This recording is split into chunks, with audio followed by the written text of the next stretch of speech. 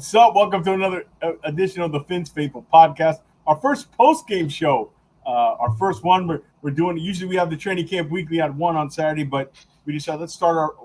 This is something we're going to add during the season. New to the lineup. You can see both of these guys sometimes on it. Dolphins get the major victory here, 24-17 in preseason. Kind of quiet the noise. I thought there's a lot of chances and excitement for some of these young players. This was an opportunity game for some of these young guys, and I thought, especially this rookie class, we'll get into it. Looks like Mr. Chris Greer might have hit the Dolphins win 24-17. And if you just didn't see that Ethan Robinson interception to close the game, I just told Bobby backstage. I was like, man, that was impressive. But thanks for joining us. We're going to get into it all. I'm joined by my buddy and friend, both friends of the show, Finn Sammy from Fins TV and Bobby Fins Talk from the Fins Talk Sports Network. Fellas, how you doing? Good to get it. Even this preseason, good to get in the win column. Bobby, you go first, please. No, yeah, absolutely. And what a way to win it, for these guys. Quinn Ewers last week, a lot of people were, kind of downing on him, giving him some crap. And, again, it's like, hey, he's a rookie. Let's give him some time, give him some grace. And what a way to respond. A solid outing by Quinn Ewers and Theo Reese. And, hey, George, how about that Ollie Gordon, brother? Oh, Ollie freaking Gordon. I couldn't wait to get you on the show. We're going to get into it, Ollie, because, hey, it's your time to put your to kind of put your chest out. Sammy, your initial thoughts here, and how you doing, buddy? Well, you know who I wanted in late round of the draft, so you know who I wanted. That quarterback who's Texas, who's threw a couple of touchdowns today, so I was lucky about that. So, I gotta say, I didn't have to high expectations. As Bobby knows, I shared with Bobby what I was expecting for the game. I expected the Lions win because they talk so much crap. They want to be so much preseason champions that I really was expecting a win for the Lions. I thought we were gonna go out, even the bench with a roar, trying to win the game. That house was full. It looked like a regular season game. Those fans are awesome, but the Dolphins, they play with pride, even with the bench. That defense looks prepared. If the offense guys find kind of semblance to what the defense is doing on the other side of the ball, they look prepared, they look ready, they look disciplined. The special teams, what a change you makes, right? We're taking for granted the fact that the special teams are playing great, but how many games we lost because of a bad placement, a bad bad missed tackle on a punt, on a kick return. So it was great for the Dolphins to finally had that part of the game pat down. So I'm very happy with the win. It's a preseason game, but when you have as big as low expectations that we had for the Dolphins during the preseason, especially at coming at the worst practice ever, and the Dolphins are in Armageddon mode because Colin Cowherd said, the cancel the season, the Dolphins are done. The Dolphins found a way to win the game. Yeah. So I'm so happy about that. Yeah, I think you made a lot of great points. Special teams, what a difference. We see it in both the preseason games. And that you guys know that stuff matters. That's the difference of that's a game on a schedule that you win instead of maybe missing the playoffs. You make it. That's huge. And once again, the Dolphins waited too long to make a decision. They should have got rid of Danny Costman like 3 years ago. But you speak of the practice. I want to go on that real quick. We on that one show where we recapped the first practice. I said the Dolphins. This is a reality check, and they got two ways to handle this. And they bounced back, and that was good. And that was a sign of, look, does it mean they're okay? Everybody overreacted on the first practice, and they're probably overreacting on the second one. This team's probably somewhere in the middle. We know that Detroit's probably is the better team. They're going to be vying for Super Bowl. But, again, it kind of evens out. They're probably somewhere in the middle. But, anyways, on to the game. Some of my general thoughts before we get into things specific here is the front seven depth is really good. This rookie class, really good. Kenneth Grant is a fucking problem, okay? He's a difference maker. They ran a ball a couple. I thought he was done for the day, and he ran a couple up. They ran a couple up the middle and gashed him. He immediately came in and just takes on 2 or 3 guys, disrupted. Have you seen this guy on screenplays? It's the same thing we saw in college that we were pounding the day before. And not only him, Jordan Phillips, sack. Zeke Bigger, sack. Mm-hmm. How about the edge position? Who's going to make it? Murphy, good. McClendon. They got tough decisions to make, my man. Very. I mean, and have actually, it's a very nice product to have. So. It is absolutely. Yeah, we're not used to. Look, I've been on Greer a long time, a lot, but these last 2 drafts, if he hit on Chop, and I love Chop's potential, Bobby, and Paul, who I hold my hands up, was not a fan of. You guys know that. I'm not afraid to admit that because the technique is so poor, and it's still poor, but he's so damn strong. It's incredible, and he's so long. But what I'm encouraged by across the board, Dante Trader Jr. came in, made a play immediately. Jason Marshall Jr. had his moments. Ollie freaking Gordon, Bobby. Here's the thing with Ollie, and we're going to talk about Jalen Wright. Ollie Gordon, 2 things that he when I watched the film of him from 23 to 24, decisiveness and running through tackles. Yeah. And running hard. Didn't happen in 24. The Ollie Gordon I'm seeing right now is not the 6th round pick Ollie Gordon. This is probably like the 3rd round pick or maybe late 2nd round pick Ollie Gordon I'm seeing, because he's decisive, he's running with purpose and vision, and he's running with power behind his pads. And I know I'll let you guys, kind of go back to back on this. Jalen Wright, forget about the fumbling aside, he's not running decisive. It's the complete opposite. He looks a step slow. I mean, when do we got to open the door and say, if you keep fumbling and we want to build a more power running game, when does Ollie Gordon kind of take over? I'll let either one of you guys talk about that running back situation, then we'll get to the quarterbacks. But we'll start with that because I think that's a big question coming out of this game. Bobby, I'll let you go. And you've been a big Ollie Gordon fan coming out of the draft. Everybody knows that. Yeah. So first off, you just took all the words out of my mouth in regards to no. I mean, everything you want to see. That happen when we go. I know we're both on. I know. It's kind of like whatever George just said. I'll just sit here. No, but look, what I loved about him coming out of the draft, the decisiveness, being able to, and he had a big catch. What he could do with his hands, not just with his legs. His legs don't stop. And what you saw from him is what you haven't seen from Jalen Wright. That's the first thing. Because with the Jalen Wright thing, everything you saw that you love out of what you've seen Ollie Gordon right now, you're not seeing with Jalen Wright, and that's a problem. My thing is, I know a lot of people already pegged in Jalen Wright as our number 2, but really he's on his second. This is his sophomore year. I think I think we're a little too quick to say, hey, this is Jalen Wright's job to lose. He hasn't earned this job yet, and we're all pulling for him. We want to see if we know what. No, Ollie Gordon is showing why for instance, and George, this, that I was banging the table for Ollie Gordon during the offseason. I loved what I saw from him. And trust me, I would have loved to have Damian Martinez. There were other guys on the board. We talked about him. But when we got Ollie Gordon, I was telling you, this dude, and people forget, the year before, this was a Heisman Trophy winning candidate. This guy was in that conversation, and that's what you're seeing.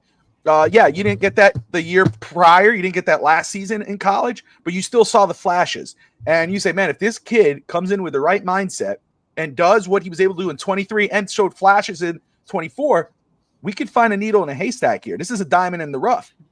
And you're watching a kid 2 weeks in a row show up and show out with the opportunity that he has. I mean, it's crazy that when he gets stopped, or when you see his legs he runs into the pile and it's like hitting a wall, then the wall starts moving back and you see those legs churning and churning and churning. Or when he gets the ball and he stops and and all of a sudden you see him break into another hole. That's vision. That's what you want out of your back. Vision, patience, and no quit. And that's what you're getting out of Ollie. Now, I don't know what's going on with Jalen Wright. The fumbling issues aside, and that's a big problem, But to me, it shouldn't be should Jalen Wright, should that job be open? He hasn't earned it. That job should be open. And Ollie Gordon should be in that conversation as RB2 right behind Devon Achane.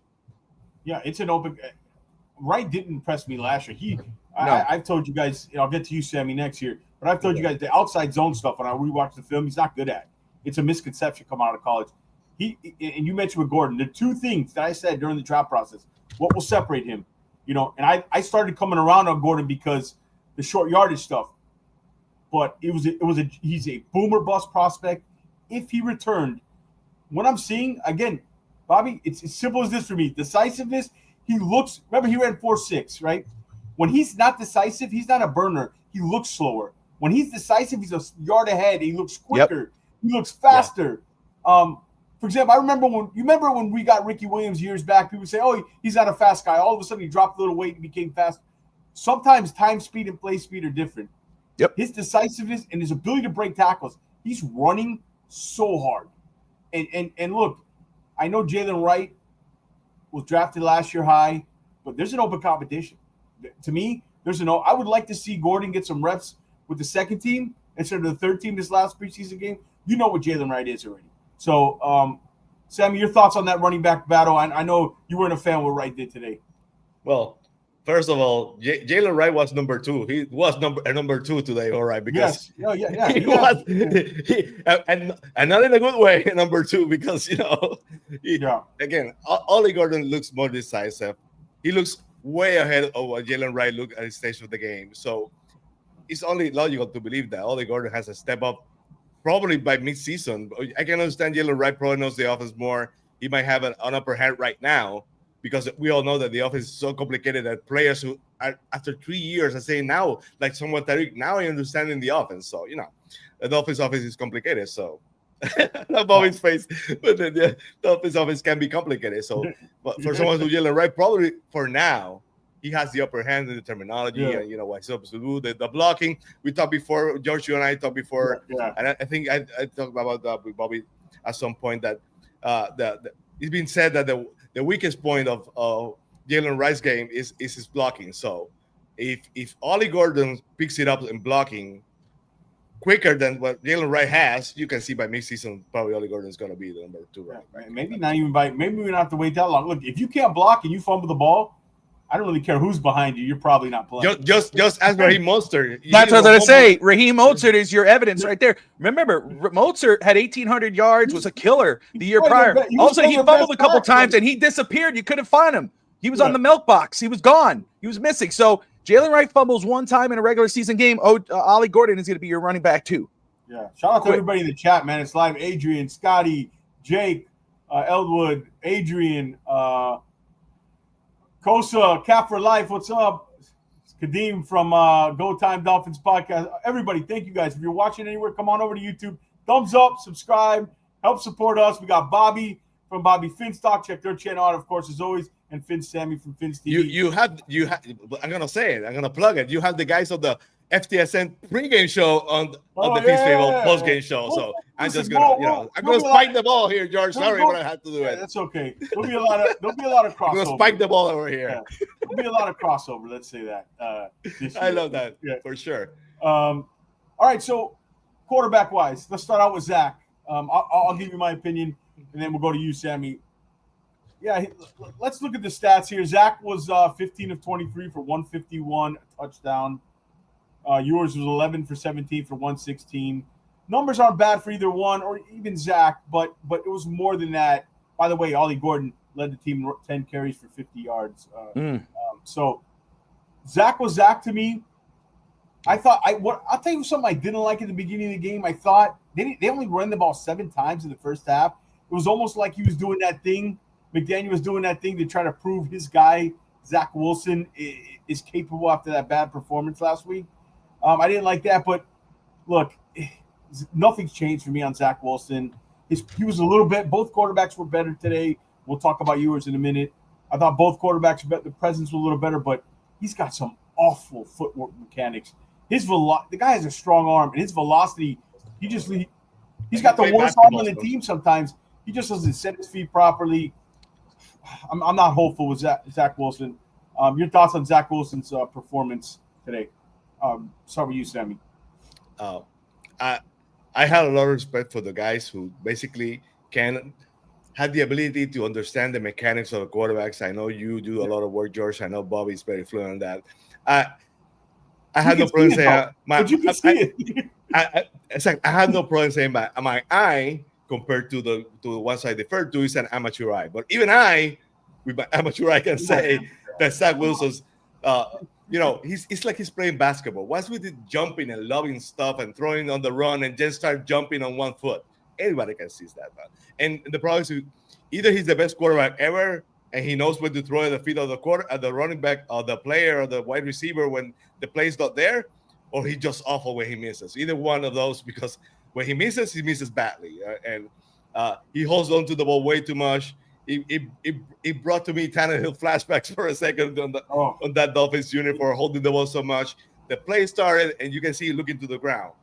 Bro, their pass rush is coming, and you're looking to the ground. What do you think is going to happen? You're going to get sacked. He holds to the ball way too much. So Keaton Ewers, I think today righted a lot of the runs from last week. So the Tua haters are probably having a party right now, thinking that the next coming of Dan Marino and Quinn Ewers is going to take over for Tua Tagovailoa, because that's what they do. They ground to anything. You know who they are. The familiar phrases on X and on YouTube and everywhere. Great point, Adrian. But I'm very happy that Quinn Ewers bounced back after last week.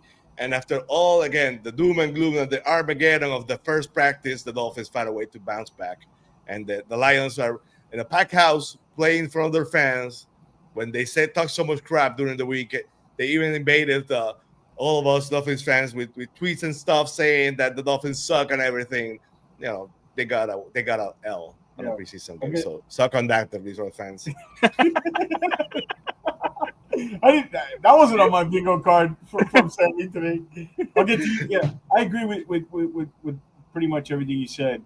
Go ahead, Bobby. Your thoughts on Zach? No, I think you just topped it off at the beginning, and I'll be honest. I saw a lot of hate on Zach Wilson and on the Twitterverse and everything. I don't know why he is who we thought he is. He's a backup for a reason. I honestly, for a backup, I was just like, that's not bad. He's not. That's why he's a first round bust for a reason. I did see some flashes where I go, okay, if that was Tyreek or Jalen Waddle, because there was a pass that should have been made, should have been perfect right in the end zone, in the corner of the end zone, and that should have been a better throw, but it was where it needed to be. The receiver, I'm forgetting who it was, should have came down with that catch. And I'm thinking that if it was a Jalen Waddle or a Tyreek Hill, it would have been a touchdown. I remember. Yeah. So Tanner Connor too that he probably should have caught. Absolutely. So there were times where those balls could have been caught. I mean, this is Zach Wilson. Is he supposed to be Tua? No, he is who we thought he was. And there were some flashes, but I wasn't hating on it. The one that stood out to me the most, of course, was Quinn Ewers. Let's go. Let's get into Ewers. Go ahead. You start us off, buddy. No, Quinn Ewers, man. I mean, this was a kid who got drafted in the 7th round, who should have been, if he would have came out last year, would have probably been a first-round pick. He was the number one quarterback coming out of high school at one point. He lost his job to Arch Manning because it's a Manning. This is a guy who's played in big games, major games. You saw today some of what people who were high on him thought he was. This is a guy that you say, man, okay, yeah, this could be our number 2 for the foreseeable future, or possibly, if God forbid Tua goes down, could step in as your number 1. And I mean, imagine him with all these weapons. I mean, these were legitimate pro-ready passes that he was making. And let me just say, for a kid who struggled last week, because maybe it was the bright lights were a little too big, and then he heard that, and he comes out this week and performs against this defense. And this is a Lions defense coach with Dan Campbell who play hard. Sammy's bringing it up. They talked a lot of trash, and they were all in everybody's face. And this kid went in there with backups. We understand it, backup against backup, but he responds to last week. He gets better, and that's what you want to see out of your rookies. So I'm very impressed with Quinn Ewers. And I think George, you and I, we watched him. We watched his film. Sammy was high on him. We knew, we know that this kid, what he could do, what he could be. We understand it's a 7th round pick, but that's why you give him some grace. This is not a 1st round pick. You allow him to have time, but to see that he's able to respond to what happened last week to this week and perform the way he did. And I mean, my goodness, Theo Reese, you got to give him his flowers, but made Theo Reese look really good. And Reese really took advantage of his opportunity. Reese led the team in receptions, tied with 680 and 2 touchdowns. And that, listen, that's one thing. Let's bring that up real quick. That was they developed chemistry in camp, and you saw it today. The chemistry that's kind of been Ewers' guy. I thought Ewers, his final stat line I mentioned was Quinn was 11 for 17, 116, 2 touchdowns, no interceptions. I thought he looked more poised. I thought that first game there was a lot of jitters. He looked more poised. The wide receivers got a little more separation. The one thing again with Ewers this game, he's beautiful at these layer throws, these touch passes. He actually can do some of the stuff. I'm not comparing him to Tua, but like dropping in a bucket in between the two levels of the defense. He's actually pretty good at that. Again, the fastball sometimes is not there. And you know, the stuff you saw early on in his career, he almost threw a pick to the sidelines because he doesn't the zip. He's got to create a little more zip on and step into some throws, but he looked a lot more poised today, you know, and that connection with Weiss. And Weiss is a guy, you know, we talk about. I don't think there's room for, but you guys think he's a practice squad candidate, Weiss here? I like what I saw today. He's a big body, a different look in the room, Sammy. Practice for sure, because you know sometimes unless it's a proven player that you know teams are looking after, we believe that if we stack someone in the practice squad, they're gonna get taken. They're probably not, because they probably feel someone works for them. Yeah. For practice squad, yeah, for sure. Yeah, I like Weiss. He's over Armstrong. I liked him over Armstrong all along, because I tell you, Sammy, follow the money. They put a lot into that guy. It always happens. Yeah. They did it with Brandon Peely, who actually was playing pretty good. I saw somebody was playing, was it the Seahawks or somebody? Brandon Peely was on there. But yeah, this rookie class, I want to take a moment to talk about the rookie class and thank everybody. We got over 120 some viewers on all platforms. Guys, hit that thumbs up and subscribe button up, support us. We're here with Bobby Finstock, Bobby from Bobby Finstock, and Finn Sammy from Finn's TV. The Dolphins win 24-17. A lot of. I said this was an opportunity game, and we're talking about a lot of these young guys, and especially the rookies. And I want to talk about in this rookie class in general. My gosh, Jordan Phillips is just a man. You know, did he turn 21? His ability. I showed that play last week. That play last week, you saw it, right, guys, at the goal line when he shed off two guys and stuff. That's just what he is. His raw strength is rare. They hit on all three of these young guys. Kenneth Grant. You know, I mean, we'll talk about the second round pick, because there were some moments there from Jonah I didn't love, but we'll get to him. But this rookie class in general, I want to get your guys' thoughts on it, because as a whole, this might be one of the better rookie classes that get impact from top to bottom. We'll start with you, Bobby. Yeah, again, we could just preface it by saying these are rookies. They're going to have some rookie moments. We know that's going to happen, but early showings are that this is what we're going to get out of these rookies. I was saying, during the offseason draft process, on the clock with Wingate and Coach, when I had my conversations with George and with the work he was doing on Fitz Faithful, what you want to get out of this rookie class, you don't need to have 5 starters right away. That's nice, but you don't. But you want to be able to get at least 1 or 2 starters and a bunch of rotational guys that could impact day one, guys that could come in, make plays, and then get out. That's what it's looking like for Miami. I mean, you have a guy like, again, 7th round pick Quinn Ewers, who might be able to, that if Tua goes down, you might be able to fit him in there and you might win a couple games with this kid. Ollie Gordon, 6th round pick. You could put him, you can make Devon Achane line up a wide receiver, throw Ollie Gordon in the backfield, and you're gonna have a good running back who could contribute right away. Yep. Jason Marshall. Yep. Hey, shout out to Jason Marshall, man. Yes. It's not perfect, but he's making some plays out there. Yeah, he's making the most of his opportunities. But then you think of this defensive line, Zeke Biggers, Jordan Phillips, Kenneth Grant. These are guys, we know Kenneth Grant is probably going to be more so than not, but these are 3 guys that are going to impact game 1, day 1. These are guys that are going to be contributing on this football team from the very beginning throughout the season. And then Savanea, we know, there were some things today you saw, but again, he whiffed on a couple. Yes, he did. I see the good things. He whiffed on a couple. Again, he was not playing next to Patrick Paul. He whiffed on a couple blocks. He gets too high sometimes. Let the defensive tackle get in his chest a little early. He's got to work on that. He's better at pass. Actually, he's better at pass pro than he is run blocking. But I believe in the potential. I see a lot of good things. But he's got to clean that up for week 1. Absolutely. But again, these are all the guys we're saying here, and these are a lot of guys we're mentioning out here. Yeah. These are all guys that are going to be contributing day 1, week 1 for Miami, and that's a success so far early on for the Dolphins. And of course, we hate to say it, Chris Greer. Yeah. I think all 7 rookies are going to make team. Yeah. See, look at that. That's crazy to say. When's the last time we talked about down the line that the impact. I mean, if you hit, I don't think people realize if you hit on 3 defense who are all different and all athletic. Yes, that's key. Yeah, absolutely. If you hit on 3 defensive tackles in one draft, you have set up. This is how you win football games. I don't care who's running your team. This is how you win football games. At the line of, when's the last team who made a deep playoff run that wasn't good at the line of scrimmage? What, the Bengals?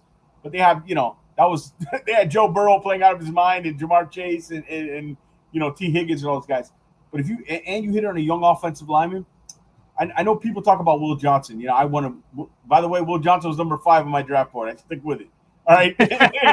but this draft. I love this draft after it happened, and I'm loving it even more. The importance, Sammy. 3 young defensive tackles, even bigger. They all had sack. Grant didn't have a sack. Grant didn't have one, but Phillips, still. Biggers, sack, disruptive.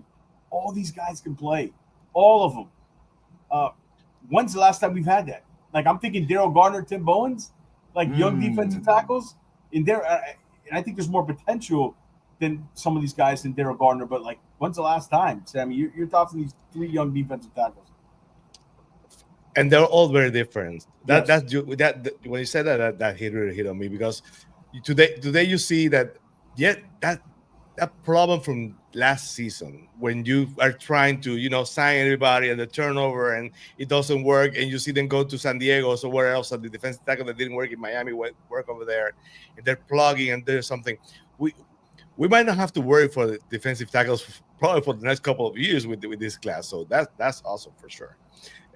When you see a preseason game, usually, I don't remember, even probably the last time I see something like today was when the Jimmy Johnson era, where he used to pack so much rookies and so much young guys, and he loved to trade down and make 1 pick, 2 picks, and try to double down.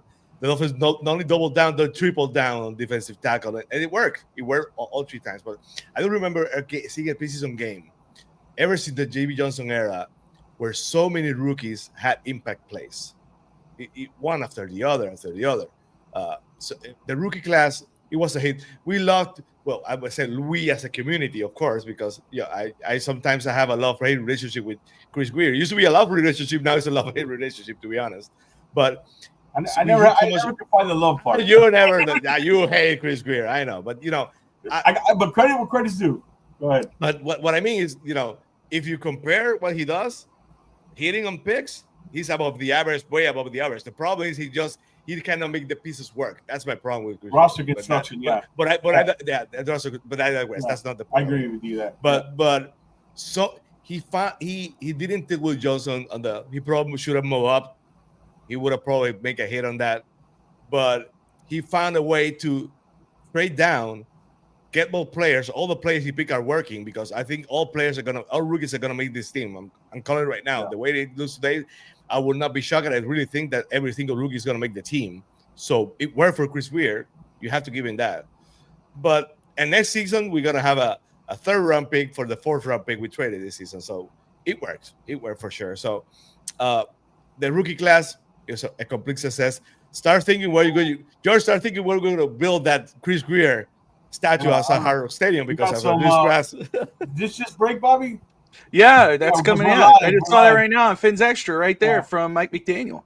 Yeah, I had no idea about any of this. Yeah, Zach Sealer and Devon Achane are expected to be out between days and weeks. Neither injury is severe, but both players will be reassessed when the team returns to Miami per Mike McDaniel. Thank you, Bobby, for that. Wow, that threw a little we talk about the running back position. If Achane's out week 1, is Ollie Gordon starting? I mean, hell yeah. I mean, should we start that agenda here? The Ollie Gordon agenda? Sealer, hopefully these guys it's more days. They can't afford to lose those guys. But you know what? No, they can't afford, because they're consistently great for Miami. Those guys are consistent contributors. But if there's any 2 positions that you could say, hey, take a couple weeks off. Yeah. It's the running back position, and it's our defensive tackle running position. Back, maybe not so much. Not so much, I know. Well, what about those guys in the ones we just signed, man? They showed some flashes today. Yeah, Shampkin looked good, the running back, but I would agree. But definitely the defensive tackle position are deep. Yeah, more for the young guys. Like we need Zach, but that's a great point, Bobby. I agree with you. The cornerback Ethan Bonner, we forgot to mention, didn't return, was left the game early. Boy, Yeah. That I want to talk about the first drive with Wilson, the receivers, but let's just go on the injury with Ethan Bonner here. That cornerback room, there's two rooms that concern me the most. Yeah. The corner room, the offensive line depth, and the tight end room. Those three rooms concern me the most. I don't know if we have right now two starting level corners on this roster. There's a reason why all the starters didn't play except the rookie starters and the corners. Storm Duck played well deep into the game. I think Storm is going to be one of your starters. Yeah. But nobody has really shown me and took a hold of that job. How concerned are you guys? We'll start with you, Sammy, on the cornerback position. Concerned. I'm scared to death. I've been scared to death ever since the offseason started. But it is what it is. That they lay the bed now, and then they have to sleep in it because what do you expect? I really believe that Greer had a plan. I really believe that Greer had a trade in the works or something brewing. Wait, maybe he did, and maybe fall off. Say that again, dog. He had a plan.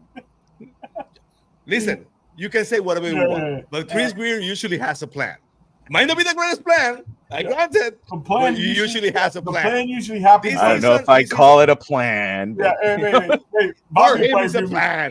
He thinks it's a plan. I'm going to give it to him. The plan if he thinks it's a plan, it's a plan. Wait, the plan's probably created like 2 weeks before it happens. Oh, Tyreek's on the trade block? Let's do it. Oh, now Jalen Ramsey wants to be traded? But honestly, okay, let's do it. No, but I really believe that. Concerning the defensive backs, I thought he had something different in mind. But that went to the offensive line plan. You guys are more worried about it than us. Exactly. That's the new offensive line. It's the cornerback. But don't you like this offensive line? At least the starters. Don't you like them? You like them, right? We need. Yeah, but yeah. If one injury, a year later, bro. That's a year later. He said that last year. Why are you trying to say Liam Eichenberg doesn't work? Come on, everybody's praying for Liam Eichenberg to come back. Now Liam Eichenberg is he's our best backup. You better hope there's not one injury on the offensive line, though. There already is. Austin Jackson. I know they have to be ready week one. The depth is bad. I will say this: out of all the backups, this Braden Daniels, even at the end of the game when they were gashing him, they were running behind him. Braden Daniels, he's caught my eye. I don't know what that means exactly, but he's caught my eye. But there's some depth issues on this offensive line. But tight end room, did you address Bobby the cornerback room? Is it still? I know you have a show soon. Do you have to get out here yet, or no? You know what? I just texted with Josh. We're gonna push it back to 5:30. We won't be out too much longer. But the cornerback room. Yeah. Your concerns there. No, man. I echo both your thoughts. It was a concern. You know this. This was a concern of mine even before we lost Jalen Ramsey. My number one player on my board, or not my board, but the one player that I kept mocking to the Dolphins, like, man, if we could get this guy, I'd feel good. It was between Jediah Barron and Will Johnson out of Michigan, Texas and Michigan, because it's like, even if we kept Jalen Ramsey, we needed a second corner. That cornerback room was scary last year. It wasn't good. It was, even with Jalen Ramsey, it was not good. Now you lose Jalen Ramsey, and you have a bunch. I don't want to say nobody, says that's not fair. I don't mean it that way. But a bunch of guys that are 2s, 3s, 4s, 5s. The end of these guys are 1s. Some of them are not even 2s. But that's what we're relying upon. So it's not just a concern. It's a damn scary movie. I mean, my goodness. This is Paranormal Activity. This is Jason meets Michael Myers. This is some scary.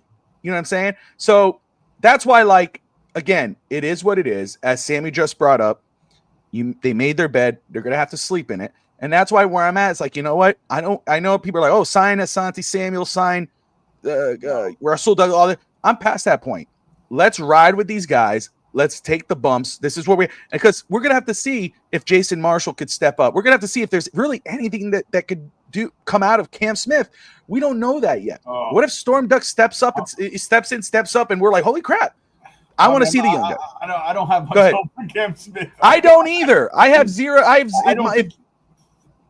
Very little. I even forgot who was on the team. But you want to see something scary? Bobby reminded me of Jeff Arda with that 3, 4, and 5. Oh yeah, same. The Hard Knocks. No, that came naturally too. I didn't even think about it until you just said it. Shit, I still have PTSD from that. Oh, you almost killed me. But what do we expect though? We have a bunch of undrafted rookies and a bunch of journeymen we brought in. Like, what do we expect? Like, honestly, and I knew the plan was front seven. I'd rather them be so loaded up on the front seven than corner. I'd rather it be that way.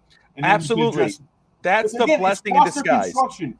They did this draft is like what you need to do in your first draft and hit. Like, you know what I mean? This is the kind of draft you're like year one and rebuilding, and then you construct the roster right. Then you add the skill. They kind of did it backwards. As Sammy mentioned, roster construction. I think that's a big issue. You know, I think that's the biggest issue. He's an average drafter. I don't think Greer's. I've said this. He's not terrible, but that's part of the problem. He's not terrible. He's not great. He's somewhere in the middle.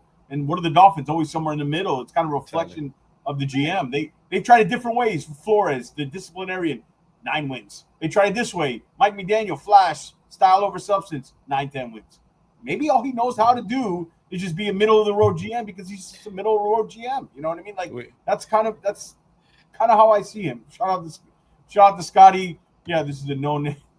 Yeah, I like that. I love that name. We better hope so. But positive. I saw a lot of this was an opportunity for the young guys. Yes, this was positive. And let's talk about the wide receiver position here real quick. Eskridge.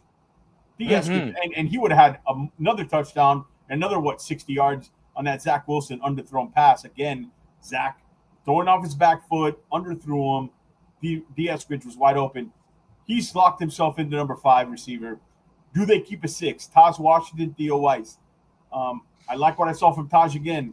Or do you think Theo's a guy like we talked about earlier? The question is, can he get to the waiver wire? And I think he probably can. Do you think they keep 6? And if they do, we'll start with you. By which 2 are they? Oh, damn it! I'm not going to answer that. I know. He's like, how dare you, bro? Good night. Hey. You know me. I like to throw the tough questions. I'll start. We did the show, me and Jason, the 53-man projection before everything. We're going to do another one. We had Eskridge in Washington. We had did we have Eskridge? Did we keep? I think we only kept 5 in that show, and we had just Eskridge on there. I think they keep 6, and it's probably Taj, and they try to stash Theo. Because remember, teams also have players in that position. They got to keep them on their roster. They have to 53 roster them. So that'd be my guess. Is Eskridge lock, then Taj semi, and then Weiss right behind him. Weiss right behind him, but I think they keep 6 with Washington. We'll go Sammy. So I know Bobby was stressing about that. We'll go Sammy. No, it's fine. I'll just say Sammy. Thank you, Bobby. No, I definitely think you need to keep 6. We don't know what the situation is going to be at the top of the depth chart in regards of health and what everything else. And I don't know, dude. I mean, I know Theo Reese showed out today, and I really like what I saw. And what's his height? Isn't he's tall, right? He's 6'2", 6'3". Okay, so he has some good size to him. Good, and he's got some good. He's trouble separating, but he's good. Yak. For a big guy, he's good after the catch. He had the most yards on that Missouri team. Remember Lutherburg Jr., Bobby, who went to Chicago. Yes, Missouri. Yeah, he caught my eye. Oh, just so you know, McDaniel said Bonner hamstring injury per McDaniel. No word yet. Yeah, that seems to be the case. That's going to be so. That's why he grabbed. So So I'll just say this. I'm going to say this. I am very high on Taj Washington. I think what he can do, not just receiving the ball, but anytime the ball's in his hands, you could do multiple things with him. This might be controversial or not. I think the battle should be between Eskridge and Reese, not Washington and Reese. That's where I'm at. And I'm leaning Reese. I really like Eskridge, but I like Reese. I'm wearing Ralph's. I'm wearing Ralphie Boy's Cam Wake jersey. And I would have a Jay Fiedler jersey. I have no shame in having a Jay Fiedler jersey. I'm going to get a Jay Fiedler jersey all day. That's my brother, Will. What's up, Will? I got no problem with Jay Fiedler, brother. I'm not hating on Jay. That was my guy back in the day, man. I was showing my son. Happy birthday, Steve. At Steve Jones. Happy birthday, Steve. Yeah, man. Everybody. My birthday was on the 11th. We all yesterday was Jake Mendel's birthday, no? Yeah, August is a good month. Steve, man, but I was actually showing my son yesterday. I was showing him the Wildcat game with Ronnie Brown and Ricky. Okay. And then, but then I went to Ricky Williams highlights, and I was Randy McMichael, Jay Fiedler, Chris Chambers, Ricky Williams. I was like, this is my childhood team growing up, son. Yeah. I'm like, so I no hate on Jay Fiedler, brother. Yeah, Jay I like your take about. I think what separates Eskridge is returnability, though. Absolutely. I'm not hating on him. Yeah, I think as a receiver, already, so. As a receiver, yeah, I probably agree with you. I like Taj Washington's upside probably a little bit more than D. Eskridge, but what he combines, I would keep both. The problem is the tight end room. Somebody mentioned it.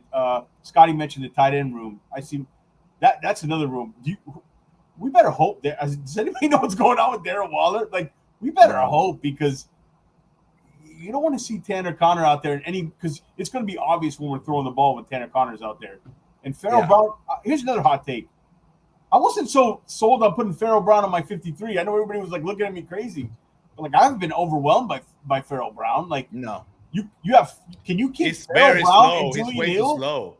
Can you keep so freaking slow? He's just for blocking because he's way too slow. Can you keep Can you keep Julian Hill and Farrell Brown? Ooh, in your tight end room, and Tanner Connor carry two tight ends? No, I would carry 3. At this point, I would consider. The thing was, Brown's the veteran, but he's no lock like everybody. Like, when we were going through it, I mentioned to Jason. Jason's like, he's like, no, he's on there, and somebody else said in the chat. I go, yeah, but it's like Julian Hill. You can't have both of those guys like in your tight end room. And the problem is, I know they love Julian Hill, but hot take from Jake. That's a hot take, Jake. Hot take, Jake. Darren Waller. I like that. There you go. All right. Any other young guys you like stood out to you on the offense, defense? Anybody else kind of catch your eye out there? Well, Eskridge got that's the guy who I thought it was outstanding. I thought it was very, very good. Ollie Gordon, of course, every time he touched the ball, something happened, so that was great. Ethan Bonner won the day by not getting injured, so that's great news. Well, he got it.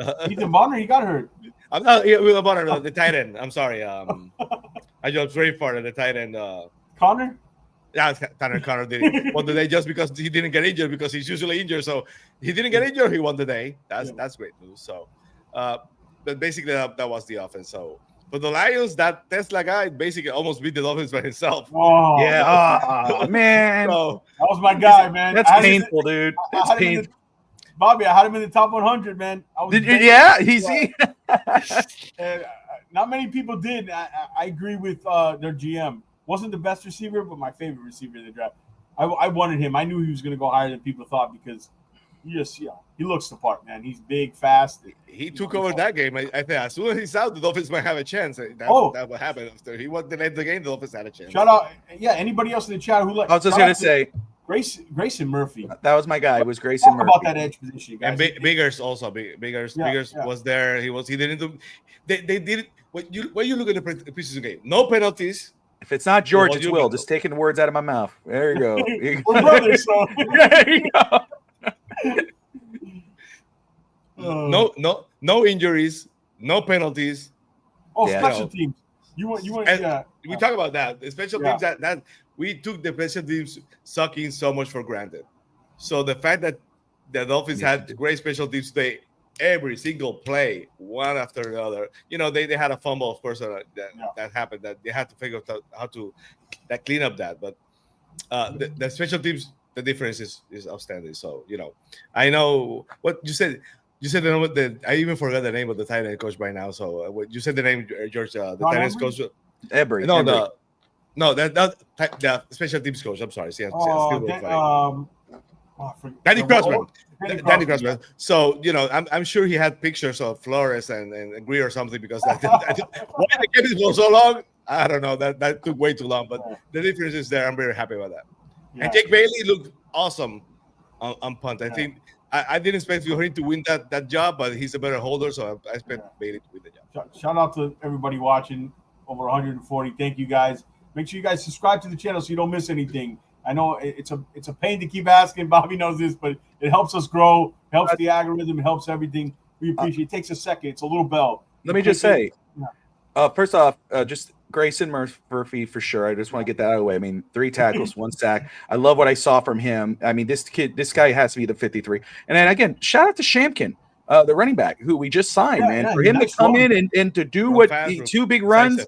Yeah, I mean, we know it's preseason. We know who he's going against, but still, he just got in here and he made found the hole and hit it, and it was really cool. You guys said everybody else, so I'm not gonna. We've talked about a lot of them, but in regards of liking and subscribing, let me just say, okay, the fastest rising. If you want some amazing Miami Dolphins content, legit.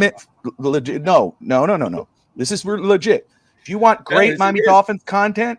It is. I'm telling you, it could be any other day. Great guests, everything else. The fastest rising Dolphins podcast here for Dolphin fans is the Fins Faithful podcast. Okay, I'm gonna say it. I'm gonna say it like it is. The shit is real. George is for real. Okay. Yeah. I remember listening to the first time when he sent me. I saw him pop up. I remember Twitter one time, and he's like, "Hey, can you listen?" And then I listened to his podcast on my phone on my way home, and I was like, I couldn't stop. Usually, I'll listen for a little bit and say, "Oh, I heard it." No, I stood and listened the whole time. He knew what he was talking about. And so, I just love seeing the growth, the organic growth. This guy knows what he's talking about. He knows what he's doing. He's passionate about the work he's putting in. Jason Sarney is in a league of his own. Jason Sarney is, one of the best people out there. You got three channels on this show right now, first of all. And I know Ed Finstanja just brought that up. So it's funny. I just realized Finstanja just talked about all three of them. Yeah, he wanted to do we'll figure something out. Yeah. But I'll say, if you want the fastest, you want to ride this train, wherever you are, there's 141 people watching, 24 people on YouTube right now, 24 people. If you have not subscribed yet, subscribe right now. If you're everyone else, if you're the other 117 people watching somewhere else right now, first off, thank you. Other than that, hop on over, hit that subscribe button, that notifications bell, because you don't know what you're going to get on the Fins Faithful podcast. Wichman Webb, Dave Klug the other day. I'm probably butchering his name. You got the dive bar guys on here. You got a lot of great stuff on here. And it's not just, let's bring a guest. No, there's film watching, there's scouting, there's draft, there's this, there's that, there's everything else in their mother. That's what you got on the Fins Faithful podcast. So make sure you're subscribing, because this guy knows what he's doing. And then if you want to talk about badass production value, badass panels, great Fins content, awesome human being, go to the Fins TV channel. Sammy, this dude, it's like watching NFL Network, ESPN, the way the content is. First off, the community they got. Make sure you're subscribing to Fins TV. Okay. Every time, that was one of those things when one time I found it and I was like, I couldn't stop watching it. I was like, who is this guy? I was like, I love this shit. So, and forgive me for saying what I'm saying. I'm just talking now. Okay. These guys are my brothers, legitimate. Oh, stop it, Scotty. I'll put a damn dollar in the jar. I did, and I will. All right. I got in trouble earlier. It was too early. It's mid-afternoon now. I have another show right after this. So I'm fired up. But these guys right here put in the work. And they're not only just put in the work to bring out awesome Miami Dolphins content, they're damn good human beings. So they deserve the support. So right now you're on Fins Faithful podcast, whether you're watching it live, or if you're watching it after, put your comments below what you think of the game, but make sure you subscribe, because if you don't, you're going to miss out some awesome stuff. Yes. So make sure you do that, and then go to Fins TV and subscribe there as well. Well, first of all, you're hired, Bobby. Second of all, I appreciate the kind words, and likewise, these are two friends of mine, two good people who I want to see alongside of me here kind of rise in the community. So you definitely go check out Bobby Share on the Fins Talk Sports Network. You know Bobby. Nobody works harder than Bobby. I mean, there's a show every day he puts out. He's behind it, and I tip my cat to. I don't even know how he does it. A full discussion. George and I have had conversations about that. I don't know how he does it. How amazed. We thought that conversation privately. How amazed I am of all the Bobby does. I don't know how she do it. If you like my intro, then you like Sammy. Right? Yeah. So Sammy's responsible for the intro. I want to say something since we're having a kumbaya moment here. There's so much negativity everywhere in the world today. I've said this. I have this speech before. Negativity. As we lose viewers now. Yeah. No, as we lose viewers now, let me go deep into this. No, I'm kidding. There's a lot of negativity in the world. On either side, whatever you think is the truth. But in the community, let's go to the community. In the community, sometimes there are rivalries, their sections, their posses, and whatever. That we need. Sometimes we need to unite as a community, as Dolphins fans. This season might be rough. We don't know what's going to expect, so let's try to do our best to remain positive of the good things about the community. So, the two great people in Bobby and George. So, I talk basically with George every single day. I love that part. And I don't talk as usually to Bobby, but when I talk to George, I talk about how great Bobby's doing. So the love is there. So, guys, I appreciate you, and we're gonna be working together this season. We're gonna be working with Bobby, so it's gonna be a great season too. Yeah, sadly, George didn't offer me a job on Fins Faithful, so I had to. You'll be on, brother. We'll do a lot of crossover stuff. There's a lot going on this year with all of us. There's a lot going on with all of us. But we're trying to expand here, and I appreciate the kind words from you guys. Like, you know me, I try to be humble. I stand on the work I do, whether people like it or not, and I believe in the content I put out. I believe in your guys' content, and I'll stick with that. We might not be the flashiest, but if you want ball, you know where to come. And that's simple as that. And Bobby as well. And Sammy on Fins TV, and I let my work do the talking. If you guys like it, you like it. If you don't, there's plenty of channels. But I appreciate the kind words. And I appreciate all the support. I've said this many times. Just somebody coming to watch a show that I'm doing and producing amazes me. I'm so appreciative that you guys in the chat are taking your time. Everybody has a life and a family, and you're putting your eyes on this show, and that's why I work hard at it. For you guys, because I'm just somebody fan. I'm just a fan like everybody else that's putting a voice out and trying to give everybody a voice, and I appreciate all that. And we probably did a lot too much kumbaya in here, and I think we probably thank you to.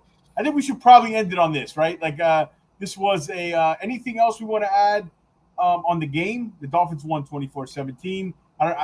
The game seems so far now after all this, like. I'm emotional now. I got emotional. I'm gonna go first, so the meaningful stuff goes to Bobby. So I'm gonna go first. I'm just so happy that all the crap those Lions fans and the media talk about the Dolphins, how they were gonna implode this week.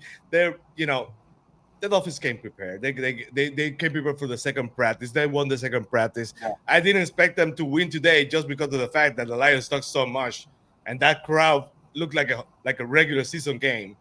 The Dolphins were probably, gonna try to keep working on the things they're trying to work with, and we're going to lose the game. But the Dolphins won the game, found a way to win the game, and I'm so happy those Lions fans had to shut up for the next week. So I'm just going to say that.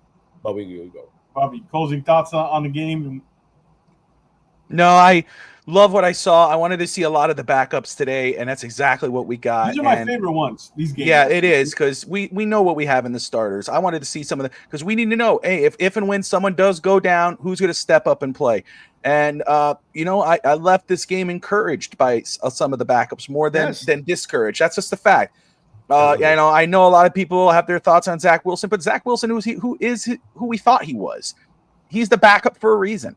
But Quinn Ewers, I'm leaving with a big smile on my face. Ollie Gordon, even a bigger smile. I had that film of me on draft night when we drafted him. I came on screaming, banging, yes, yeah, and they thought I was crazy. And hey, who's crazy now? Again, it's only week 2, so but still, who's counting? Who's counting? We got a long way to go. But I will say this for all the Dolphin fans out there: like and subscribe, and fins up. Yeah, absolutely. I appreciate it, and likewise to both of you guys. My closing thoughts on the game is we have some young line of scrimmage players to be excited about. This is the start of a recipe to turn things around. It's not the quarterback. It's not the flashy receivers. When you have legitimate hit on legitimate line of scrimmage players, everything else becomes easier. And I don't know where the future of this team this season's going, but I'm happy with the physicality they acquired this offseason in the draft. And I think that's the biggest thing. That's the recipe for success in December and in January. The other way we played is October and November ball. You have to be good in December and January to win in this league. That's how it works. And this team finally has some young player. I said it earlier. When's the last time you saw George out there looking like the team trainer? Thanks, Jonathan. I was a coach one week. But anyways, line of scrimmage potential: Grant, Biggers, Savianaya, Phillips, young, strong, physical linemen that have potential and are playing well. And we don't have to wait on, oh, this guy's a project. No, they're playing. I think that's encouraging because that's the secret sauce in the NFL, and that's what we've been missing. We've had the flash, but the balloon burst by December always. And to keep the helium in, this is the way. This is the secret sauce. So I'm encouraged by that. Encouraged by the edge rushers. They're going to have a tough decision. Cam Good's a special teamer. Grayson Murphy's probably the best pass rusher. And McClendon can do it all. He's been impressive. So they're going to have tough decisions. Again, tight end room, cornerback room, O-line depth issue. But overall, Ewers played better, poised. Even Zach Wilson was better. So I'm encouraged by that. I'm encouraged by the bounce back. It's a long season. Things change week to week. We got to see how this A-chain injury is and Zach Sealer, and hopefully Bonder's not out for too long. But thank you, guys. Bobby, plug what you got going on. I know you got a show coming on. I don't care if it's wrestling. You plug what you got going on. Yeah, I'm about to go do a costume change very quick. We're doing No Holds Barred Wrestling Podcast on Fins Talk Sports Network, FTSN. So if you love wrestling, hop on over. We're going to do a way too early WrestleMania prediction. I got it right here. I did some notes earlier. I got them all ready to go. So I'm excited to do that with my partner, my tag team partner, Josh Kimmel. I texted him. I was like, hey, man, I'm in the middle of a post game. Can we push 5:30? He's like, no problem, dude. I'm like, awesome, because I did not want to end this. George, thank you for having me on. Proud of you, brother. Proud of your work you put in. Thank you for having me on. And whenever you need me, just give me a ring, brother. Yeah. Thank you. Sammy, I'll see you when I see you. No, All right, we're leaving now. Sammy, what you got going on? I know you have technical difficulties, but you're back, right? Yeah, no, we're gonna be back on September the 2nd for Fizz TV, and Bobby's gonna have to see me before that because we're gonna be doing the FTSN pregame show. So for the Colts game, we're gonna start it there, and Fizz TV Plus on Thursdays on FTSN too. So we'll be back by September. All right, guys, thank you. So again, thank you for everybody in the chat. Thank you for everybody who's watching. Make sure you hit that like and subscribe to all the channels: Fins Faithful Podcast, Fins Talk Sports Network, and Fins TV. For Bobby, for Sammy, for myself, Fins up, guys. We are out.